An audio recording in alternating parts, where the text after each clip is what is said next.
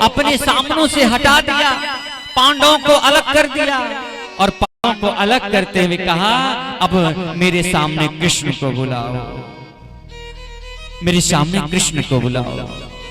और जैसे ही पितामह भीष्म के सामने भगवान श्री कृष्ण आए हैं तो तुरंत महाराज मेरे श्याम सुंदर भगवान के उस माधुर्य रूप को देख करके महाराज पितामह भीष्म ने कहा कि गोविंद अब समय आ गया है, अब मैं इस अपने शरीर को, अपने इस शरीर के अंदर जो मेरी आत्मा है उस आत्मा को आपके चरणार बिंदु में समर्पित करने जा रहा हूं। आपके श्री चरणार बिंदु में अपने शरीर को, अपनी आत्मा को, अपने मन को समर्पित करने जा रहा हूं। और हे मेरे बांके बिहारी मतलब भगवान, बस आज आप कृपा करना, ये जो आपकी माधुर्य रूप है ना, ये जो आपका सुंदर रूप है, इसी सुंदर रूप को देख करके ही मैं मरना चाहूंगा। भगवान श्री कृष्ण ने कहा कौन सा रूप? तो पितामह भीष्म याद दिला रहे हैं महाराज कृष्ण को, कहते हैं कि आपने संकल्प लिया था ना कि मैं उस महाभारत के युद्ध में शस्त्र नहीं उठाऊंगा, अस्त्र नहीं उठाऊंगा।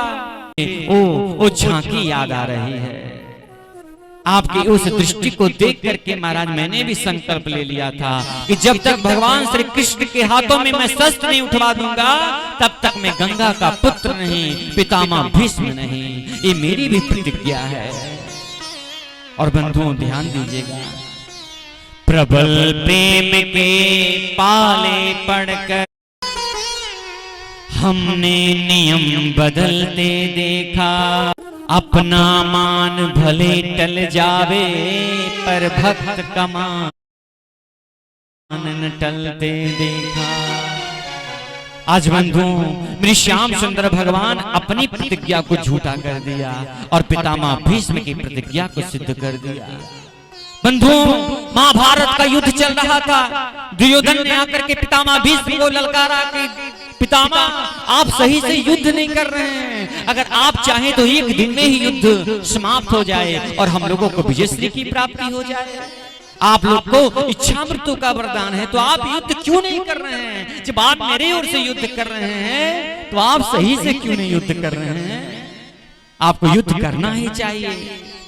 आज बंधुओं पितामह भीष्म आक्रोशित हो गए। उन्होंने कहा कि आज मैं उस महाभारत का युद्ध आज ही में समाप्त कर दूंगा।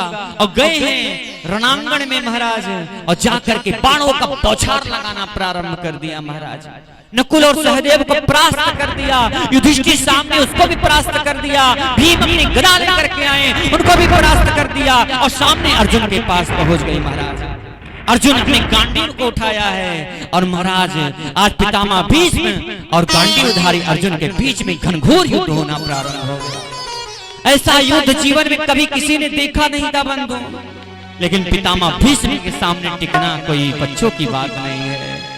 आज पितामह भीष्म ने महाराज बाणों का बौछार लगाना प्रारंभ कर दिया, बाजू बंद टूट गया, अर्जुन का मुकुट नीचे गिर गया, महाराज गांडीव नीचे गिर गया, तरकश टूट गया, महाराज एकदम निहत्थे हो गए अर्जुन।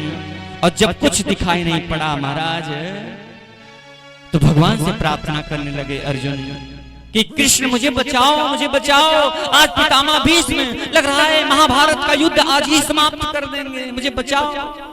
और तुरंत महाराज पितामह भीष्म ने एक बाण रखा और तुरंत महाराज पितामह भीष्म ने एक ऐसा बाण मारा जो जाकर के आज उस रथ के पहिए में जाकर के लग गया।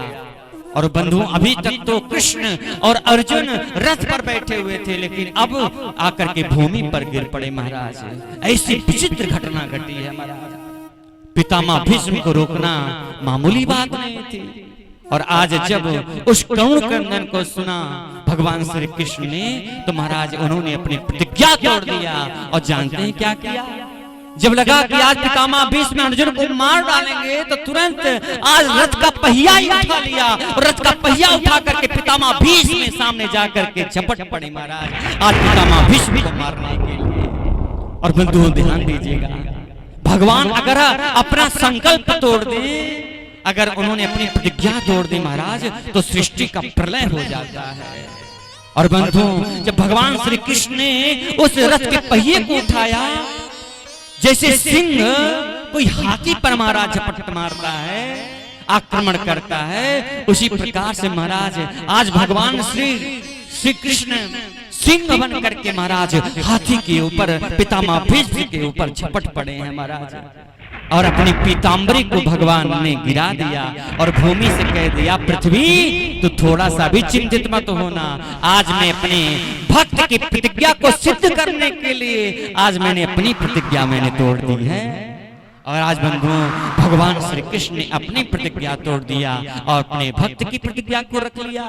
कहने का भाव है, आज वही बांके बिहारी भगवान श्री कृष्ण की झांकी देखना चाहते हैं और कहते हैं, पितामह भीष्म मैं वही बाकी झांकी देखना चाहता हूँ और कुछ नहीं गोविंद, जिस प्रकार से आप रथ के पहिया उठा करके खड़े थे, वही वही वही झांकी में इस अंतिम अवस्था और इस अपनी लीला को स्मरण करना चाहता हूँ।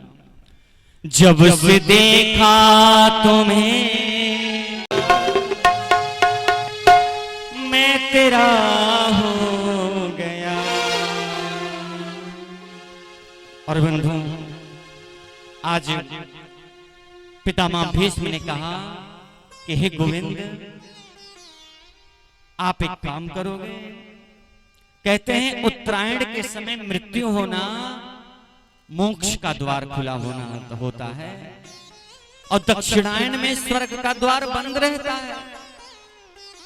आज भगवान श्री कृष्ण को बारंबार प्रणाम कर रहे हैं कि प्रभु उत्तरायण का समय हो चुका है और इसीलिए मैंने इस अपने शरीर को धारण करके रखा हुआ था। मैं दक्षिणायन में नहीं मरना चाहता, मैं उत्तरायण में मरना चाहता हूँ। और बंधुओं, जानते हैं भगवान का उत्तरायण नाम कैसे पड़ा? जब से उत्तरा के गर्भ की रक्षा करी ना भगवान ने, तब से भगवान का नाम उत्तरायण हो गया महाराज। आज सामने उत्तरायण भगवान स्वरूप मेरे कृष्ण आज उत्तरा के गर्भ में जाकर के जब परीक्षित की रक्षा करी, तो मेरे श्याम सुंदर भगवान को आज उत्तरायण कहकर के संबोधन कर रहे हैं पितामह भीष्म।